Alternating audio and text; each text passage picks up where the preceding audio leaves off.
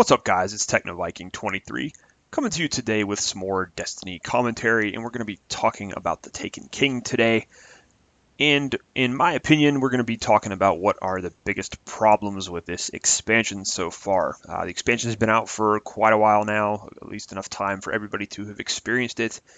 And I myself, I've been playing quite a bit just to get in there and make sure I'm knowledgeable about everything that's going on with it. So wanted to give my thoughts, kind of post-review thoughts about what I think this expansion's biggest issues are and why I think Destiny is still going to have problems in the future, ever reaching the status of being a great game.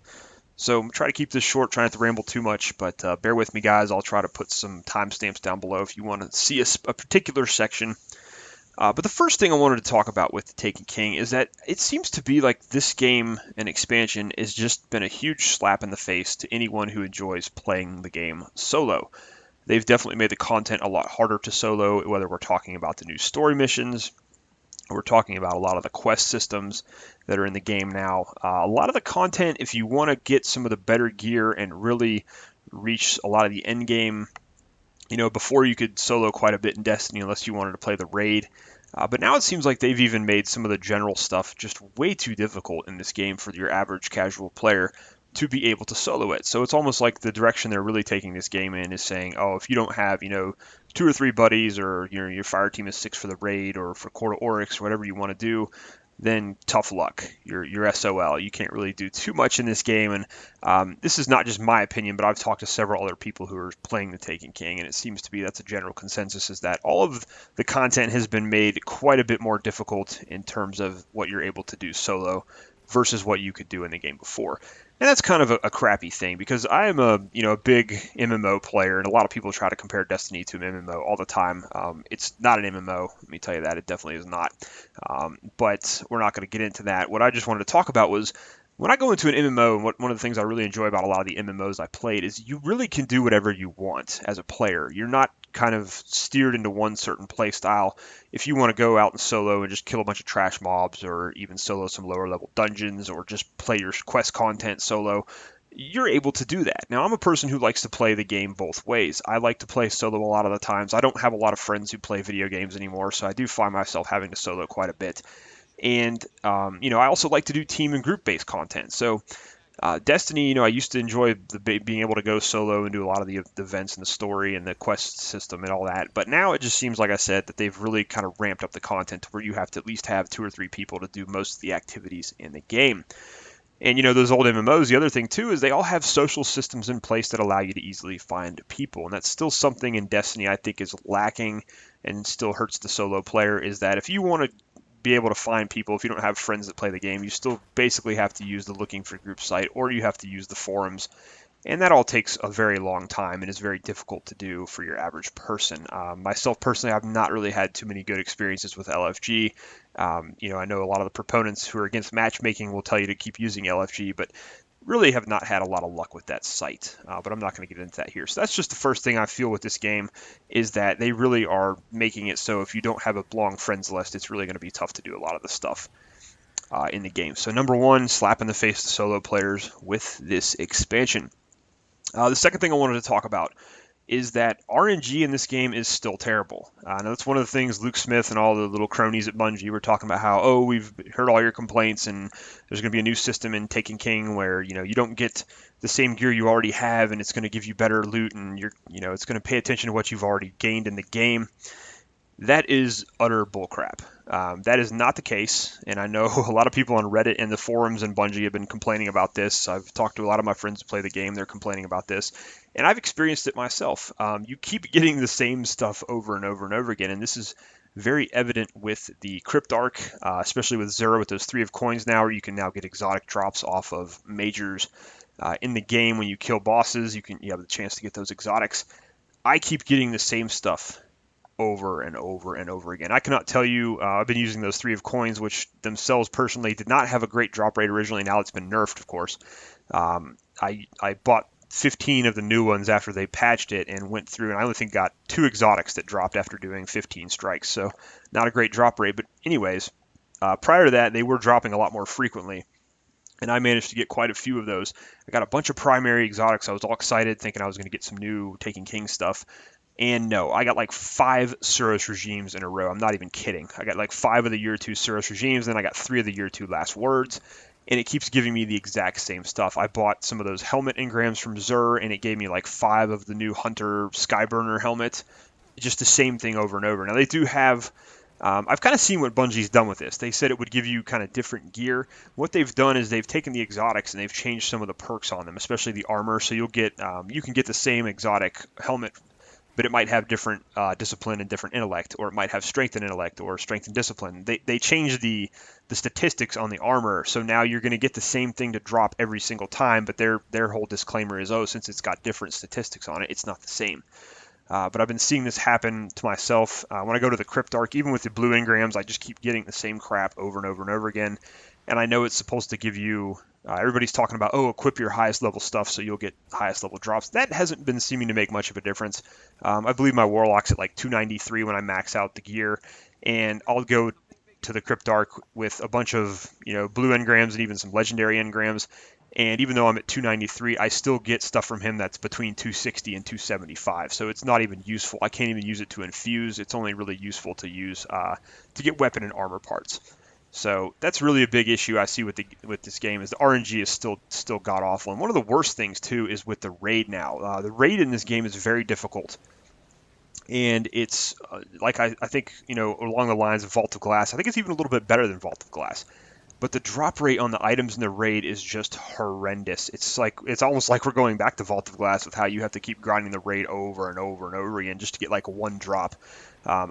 People have gone through it, run the entire raid, and not got anything but those moldering shards. Other people will go through and get a couple of weapon drops, but overall the loot drop rate on the raid seems to be really, really bad. And I think this is done purposefully because Bungie wants you to keep playing the raid over and over again because, as I've said in other videos, there just is not enough content in the Taken King to last for the next 3 or 4 months until they announce the next expansion. So the RNG is terrible in the raid. It's terrible in general in the game. Duplicate items are a huge problem now with the Taken King. And so that's my second point and second big problem with the Taken King. Now, my third big issue with the Taken King is that they are still forcing you to play PvP for a lot of the content in the game. This was a big problem I had in year 1, and some other people also did not like the fact that, when you got some of those exotic bounties, you had to go do a lot of PvP to get most of those. And I'm one of those people, I hate it when a company tries to force you into playing certain parts of the game if you don't want to. PvP is a mixed bag with Destiny. I personally used to really enjoy it. I don't enjoy it nearly as much as I used to because there's a lot of glaring problems with that, and that's going to be another point I bring up. But you should never be forced to have to play that part of a game. It should all be about the player being able to dictate their own experience. And, if you're going to have these weapon quests and these other quests that require players who are mainly just PvE players to go in and play PvP, I still think that's a terrible thing. I really think they should have gone to a better system where instead of just making one weapon and then forcing people to have to play a PvP portion to get the quest finished, they should have made a weapon for PvP and a weapon for PvE, and then require a PvE quest if you want to get the PvE weapon, and then require a PvP quest if you want to get the one for PvP, and then that weapon can have better perks that are more suited to multiplayer PvP than the one that's in the PvE weapon would have better perks for PvE. So I really don't like the way they continue to try to force people to play all of the game instead of just letting people make their own decision. That seems to be a real problem with Bungie and Activision with Destiny since it's come out, is a lot of the changes they make to the game, a lot of the patches they do, everything seems to be about trying to force people to play the way they want you to, not the way you want to. And in most of the really good games I've played throughout my life, games that allow the player to dictate their own experience usually are very enjoyable, much more enjoyable than a game where the developer is constantly trying to force you to play a certain way, which Bungie does very often with a lot of their patches, a lot of their weapon changes, and things like that. So that's it for that thing. I'm still kind of irked that they're making you still play PvP to get some of the PvE stuff done. It's just really aggravating sometimes. And from another player perspective, I know there's a lot of people who just absolutely despise the PvP in Destiny, and they don't want to even set foot in it. And I think it's a bunch of crap that Bungie wants to force those players to play the PvP. So that's point number 3. Point number 4 is that PvP in this game is still pretty crappy. This is the only game I've ever seen where the PvP started off amazing in the beta and then has just gone downhill ever since. It's still very unbalanced despite some of the changes they tried to make. The new subclasses are completely overpowered versus the older ones for your average player. Now, I know there's a lot of really, really good PvP players, and you guys are going to be able to do awesome with whatever you use. You guys could go in with a 2x4 and probably still beat people who are using Gjallarhorn or something, but people need to realize that's a very small percentage of the player base who play the game. For your average casual PvP player, your average PvP player going into Destiny, this game is very unbalanced. I'd even say this game is more unbalanced than a lot of the Call of Duty games. It's just absolutely ridiculous. And what they did was, of course, the big complaint right now is the Sunbreaker Titan being absolutely unstoppable in PvP. When you activate that super, it's like you have Golden Gun and tons of armor, and you just run around, just crushing everyone, and you're almost impossible to kill when you're using your Hammer of Soul. And I think it's kind of interesting why they did that, because Titans were viewed as one of the more weaker classes in PvP for most of year one.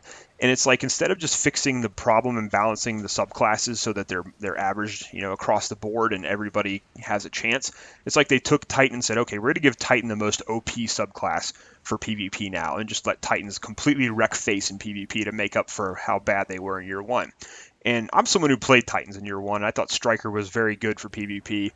You had to be a little careful with it using your super to get multi-kills and things like that. But I didn't think Titans were super weak, but they were definitely not as good as Hunters and Warlocks in terms of your overall class abilities for PvP. So now, instead of just balancing out the classes, they've just made Titans completely OP, in my opinion, in PvP. Hunters, were the strongest class in PvP, in my opinion, and they got a PvE subclass instead of getting a PvP, making them better in PvP.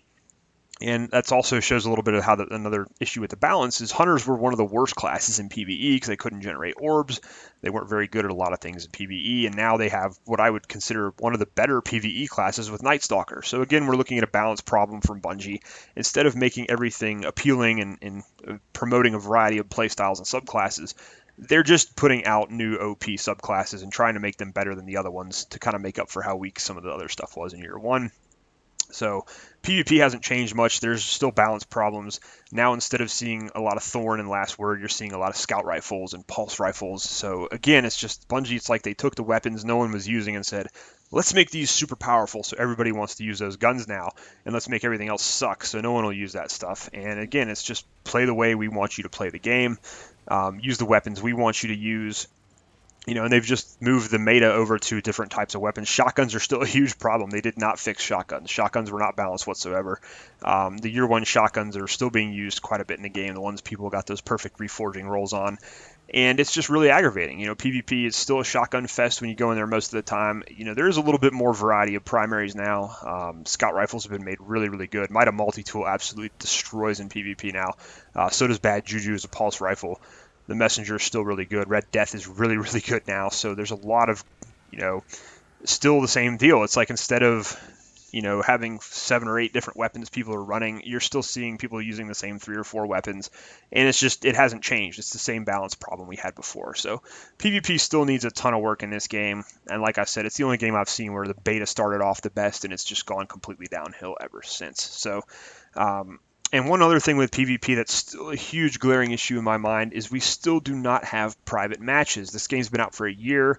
It's ridiculous how very little features this game has in terms of social features, private match features, PvP features in general. You compare this game, which has been out for a year, to any other first-person shooter at launch, and most other first-person shooters at launch ship with like 3 times the PvP content that Destiny has, and tools and things to help players. It's just ridiculous how basic this game is and how it lacks such basic features. I mean, no private matches. It's just ridiculous. So PvP continues to be a mixed bag and still continues to be a struggle for Bungie to get right, which is a huge surprise to me considering these are the same guys who did the Halo games, and that was some of the most enjoyable PvP I've ever played with the Halo games, but I'm sure most of those people are no longer working for Bungie. So that's point number 4. PvP in this game is still kind of crappy. All right, now we're going to get to the 5th point, which I think is just the overall problem that Destiny continues to have with the Taken King, is that it's just so boring and repetitive again. It's the same deal. A lot of the Taken King stuff was kind of unique and fun for the first couple of days it was out. Now it's like you're just into the same boring grind again, the same hamster wheels, the same chasing gear, chasing light level. It's the same old thing from year one. No matter how they try to disguise it, there's always a huge grind in this game. Some of the quest content's very enjoyable, but it's hit or miss. Like, there's a lot of, I'd say the majority of the quests in this game are just huge long grinds for no reason. Like, I got really excited to see that Petra and Varix were still going to be involved and still had stuff for me to do. I think Varix is one of the coolest characters in this game, so it was really great to get to work with him and hear his voice again while I was going and doing some of his missions. And he gave me all this stuff dealing with the House of Wolves on Mars, which I was like, oh, sweet, the Fallen are on Mars. There's going to be some new story stuff and some new things with the House of Wolves. We're not going to get off of that storyline just yet. And then I get into it and find out that all we're doing is running the Cabal missions from year one and backwards with fallen enemies in them instead of Cabal. It's all the same areas being reused again. There's nothing new. And it was like, wow, we're just going on this grindy quest system through the same areas that are already in the game. And I've never seen a company who's been able to get so much mileage out of their initial minuscule content offering from year one. So yet again, Bungie's still managing to stretch this game paper thin in terms of the content they keep reusing. It's absolutely ridiculous they keep doing that instead of coming up with new unique areas for us to explore. One of the most enjoyable things early on with the Taken King was getting to do that one mission for Cade where you went up into the colony ship in the Cosmodrome. That was freaking awesome. And it was a neat little area they had created with some mechanics, and you're jumping over this huge, you're way up in the air, and you could see all over the place, and you're really up high, and thought that was really amazing. I want to see more stuff like that. But that's not available in regular patrol. You can't go to that area. So, there's some new areas underneath Rasputin's bunker. But again, that just turned out to be kind of a really small area where you can't go back and revisit it, and it's not available to explore. So again, you're just doing the exact same stuff over and over again. You're chasing gear once again. And my whole thing is, once you've run the raid 2 or 3 times, and you're over light 300, whatever you're at, what's the point? Because if you're still chasing that 300 level light gear, you're only doing that so that you can play the raid again. And then once hard mode raid comes out and people beat that, the raid initially was very difficult, but now people are beating it very quickly, just like they did with Vault of Glass. Initially it took a while, but very quickly people learn how to beat it very quickly, learn the strategies. And it's just, the content to me is just not there to support this player base. And I guess I just underestimate how much Destiny's player base loves to do the same thing over and over again, and they just have this brainwashed massive fans who continue to just do the same thing over and over, which is the definition of insanity, especially when it's like Destiny's content. It's just such minuscule content. It's so boring to do this over and over again. I'm already, I'm having some fun with some of the stuff in the Taken King. I do enjoy the new strikes and the mechanics, but even that, you're playing the same 3 or 4 strikes over and over and over again. It seems like they've broken the strike playlist again, where it's giving the exact same strikes over and over. When I go in to play those at night, it's like I keep getting Dust Palace, Dust Palace, Dust Palace, maybe Shield Brothers mixed in, and then Undying Mind 3 times in a row, and just, I don't know, guys. It's just the same boring, repetitive mess that year one was. And once you get past the initial newness of the expansion after 2 weeks or so, it's like, well, what am I going to do for the next 4 or 5 months until the next expansion comes out? This was not a $40 expansion in terms of content. There's just no way. And I think we're going to continue to see that pricing structure with Activision. They have not shown that they are going to listen to any criticism on that. And quite frankly, I don't see why they ever would, because people continue to fall for it and continue to buy the game and continue to play the game. So it's very interesting. But anyways, guys, those are my 5 biggest problems with the Taken King expansion. Even though I have been enjoying a few things in the game, I just continue to see the same problems that plagued year one with this game, and I don't know how much longer this business model is going to last for Bungie and Activision with Destiny. They really have just, I don't know, they've got to do something crazy with this game to really make it worth the money they want for it. I really don't know what they can do at this point. So anyways, guys, I'd be interested to hear your thoughts, what your experiences are with the Taken King so far, how you feel about this expansion overall, if you think it's going to provide you enough to do for the next 4 to 5 months while you wait for the next expansion, or if you're already finding it to be pretty boring and repetitive like I am. Anyways, guys, that's going to do it for me. I hope you guys are having a great day. As always, thank you for watching. Welcome your comments below. Hope you guys have a great day, and I'll see you again next time.